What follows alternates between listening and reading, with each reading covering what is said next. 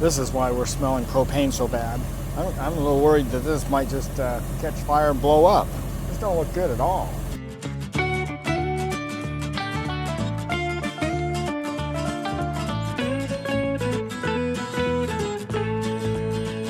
Welcome to Tigner Adventures.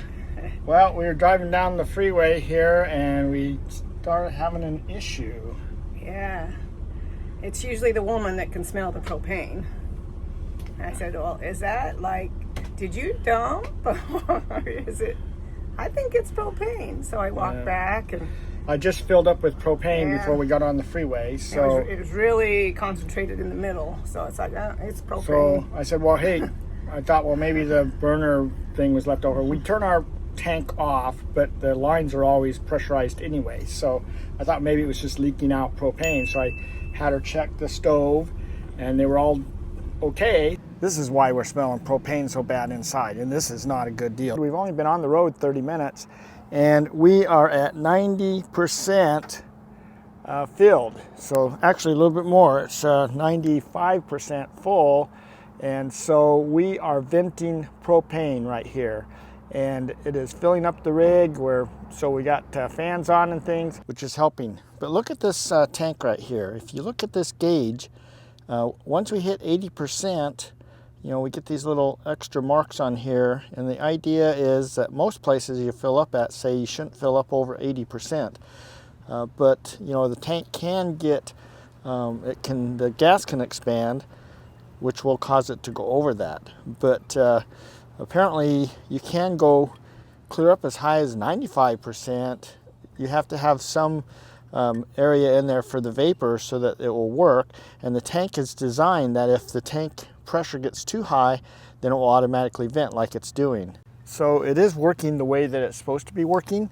And I noticed here when I was looking at this compartment that my rubber seal here has come out of its groove here, and so it's been allowing the propane to come from this propane compartment right here up into this compartment, and that's where the bathroom is right above here. And so it's been allowing the propane to kind of seep in here and fill up this compartment. And that's the thing we don't want to do, is we don't want to have the propane getting stuck in certain places or building up. And so venting it all out is good. And so we're going to go ahead and continue driving because the air, this is open under here just fine. So the air will keep blowing this propane out of here just fine, keeping it from gathering up. And I've sealed this, so I think this will take care of this. We're going to drive with the windows open, the fans on, and just work our way down the road. As this cools down a little bit, it could just be from the heat of the road or whatever, but as the propane cools down, it does tend to shrink, so it doesn't expand as much, and so that'll slowly go down. It won't go all the way down, so it definitely, we've got more in there than we probably need. So I guess the question is, who's responsible for really paying attention to this detail? Because if you should only have theoretically 80% so that you have some expansion room in there for when it gets hot, then we really need to be paying attention to this gauge a little bit. But then on the other hand, these gauges aren't always completely accurate, so it's hard to tell for sure. But I think going forward for us, I'm going to be paying attention to the guy filling the thing up and kind of watching this gauge here and making sure he stops about that 80%. I don't need to have, a full tank. I mean, this lasts for a long time. So anyway, but I think we're going to be okay for now. So we're going to go ahead and continue on to our stay for tonight. It's a Boondockers welcome, so we're pretty excited about that. This is a Boondockers welcome, man, and I think it's the glorified Boondockers welcome. He's actually got 4 spots here, 3 boondocking spots or dry camping, and the one that we're parked in right now has hookups, and then there's another one on the other side of the property that has hookups also. We're not using the hookups and there's nobody else here, so we just pulled through here because it's a drive-through. But Tansy's really loving this area. She gets to go out and walk. We just let the leash go and she just wanders around. Look at these butterflies that Ninette found. They're not butterflies, they're moths. Oh. Yeah. See, I learned something. They're moths. Look at the furry bodies. Look at those antennaes. Yeah. They're so cool looking. We've stayed here before, and really nice people. That's the fun part of coming to a Boondockers Welcome. If you have not experienced Boondockers Welcome, it's part of Harvest Host. We do have a link in our description below that you can check out if you'd like to see what this is all about. Harvest Host is one where you can go stay with wineries and you know, commercial places, farms and things like that. Boondockers Welcome is where you just come and park at somebody's house.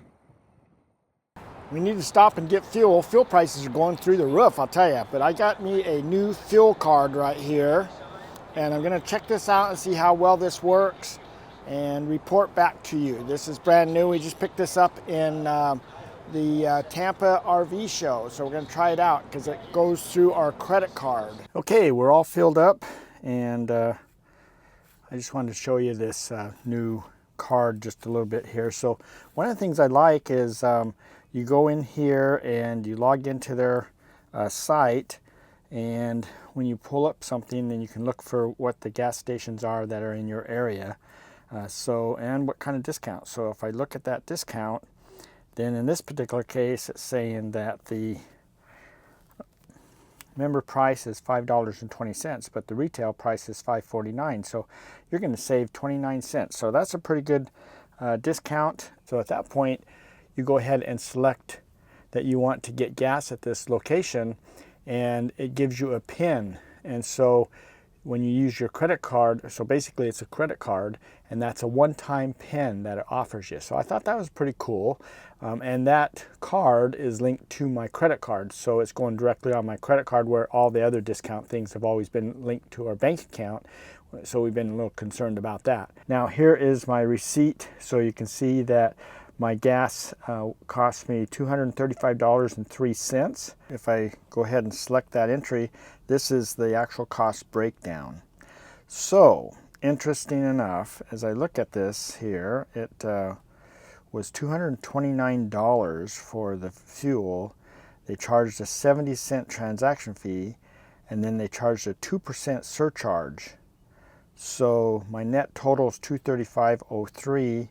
And if we look over here to my app that I keep track of all my prices and everything for fuel, you'll notice if I go to the far right here, my total savings on this is actually a negative $2.17. So, man, this fuel card did not do anything that it promised to do. So I am really shocked. The other fuel cards I've used is like Open Roads. Open Roads shows me the discounts. When I'm done, if you look at this sheet here, you can see the different discounts that I have received between using, we go to Kroger stores, we get discounts, or Open Roads. These are all the discounts. And so actually, if I go back over to this one side here, so far this trip, which actually started at the end of October, I've saved a negative $217 on TechnoRV. I've saved $76 using Open Roads.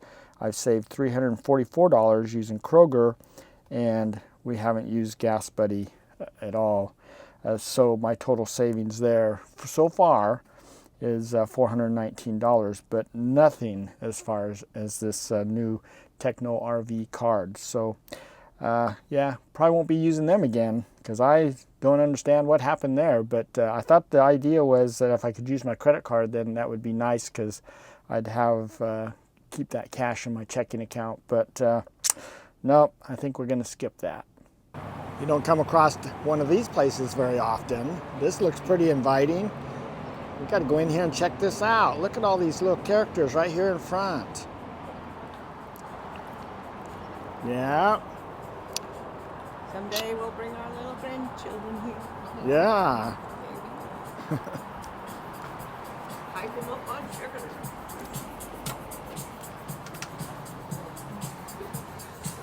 The sugar store. All this candy and sugar. Ooh. Pretty cool.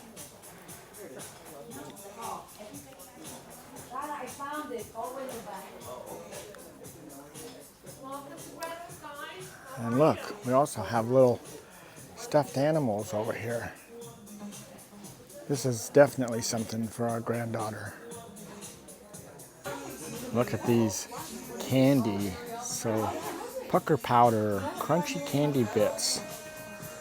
So you just pick out which flavors you like and fill these tubes. Pretty cool idea. There's the prices there. So yeah, definitely something you want to give to your grandkids so you can send them back home to their parents when you're done. You got little candy little lids.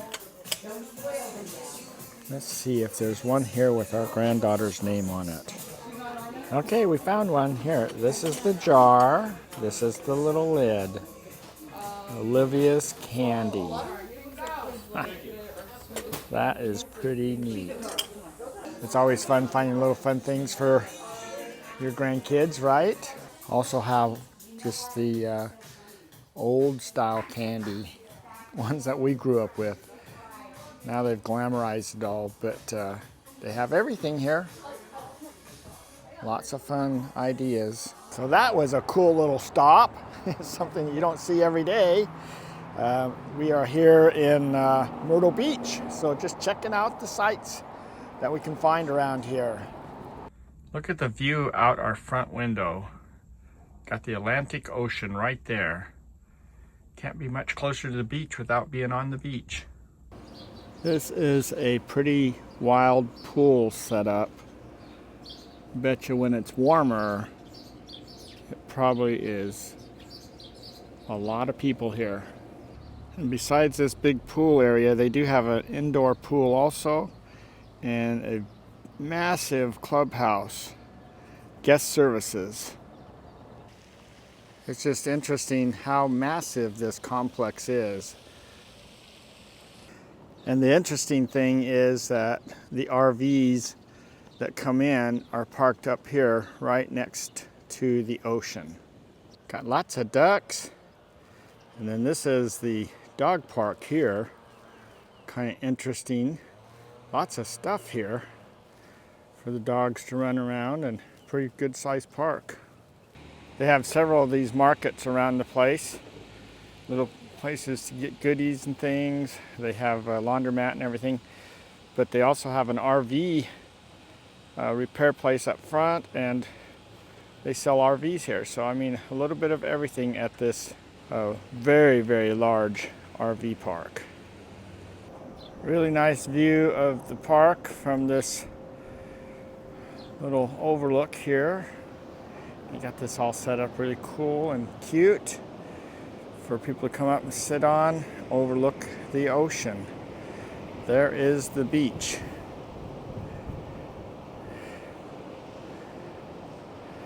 The Atlantic Ocean.